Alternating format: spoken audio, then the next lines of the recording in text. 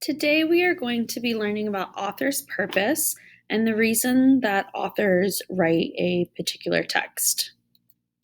So, what is author's purpose? This might be something that you are familiar with from previous grades or something that you're not too sure about. The first one that we're going to learn about is persuade. Some other ways that this might be worded is to convince, to sway, to change someone's mind, or to make you believe something. So sometimes when we see these, like on a multiple choice test, or even when we're explaining our own thinking, we don't always have to use that word persuade. We can use something else to get our point across. Some examples of times where authors might try and convince us is in advertisements, maybe in a political speech, or even sometimes in a letter. This year, we read a book called I Want an Iguana.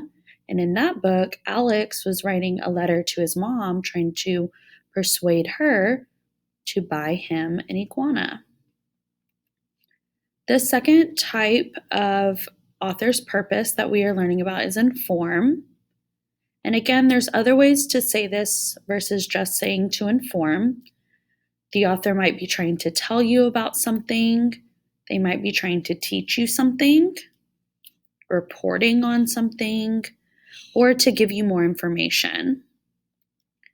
Some examples of when authors are using the purpose to inform might be news articles, a nonfiction book, and I know a lot of times in school, teachers will use Scholastic news magazines, and those are great for informational text.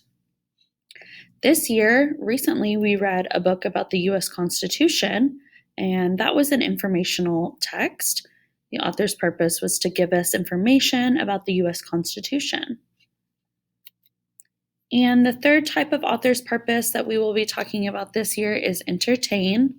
Again, we don't just have to say entertain, we can say other ways too, like amuse, to imagine, to make you feel a certain emotion, or maybe just to have fun. Some examples of this might be fantasy stories, poetry, or any fictional chapter books. And the very first book that we read this year was Marisol McDonald Doesn't Match.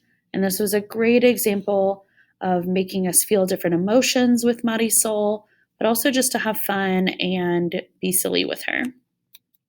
So let's practice. So the first paragraph we're going to read says, river otters live on both land and in the water. They like to eat crabs and are excellent swimmers. What is the author's purpose for writing this paragraph?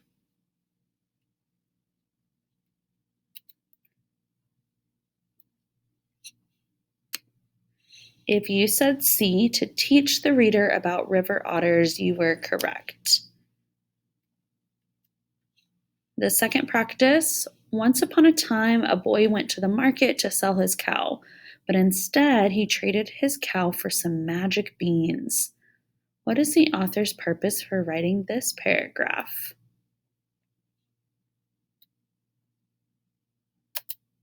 If you said B, to entertain the reader with a fantasy story, you are correct. And the last one. This one is from the book Dear I Want an Iguana. It says, Dear Mom, I really want a pet. I'm old enough now to take care of one. I promise to walk it and feed it. You won't have to do anything. Please, Mom, your son, Alex. What was the purpose for writing this paragraph?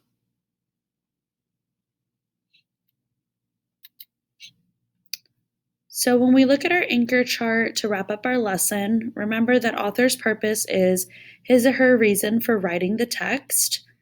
And knowing the purpose will really help us recognize what the author is trying to teach us or trying to get us to understand.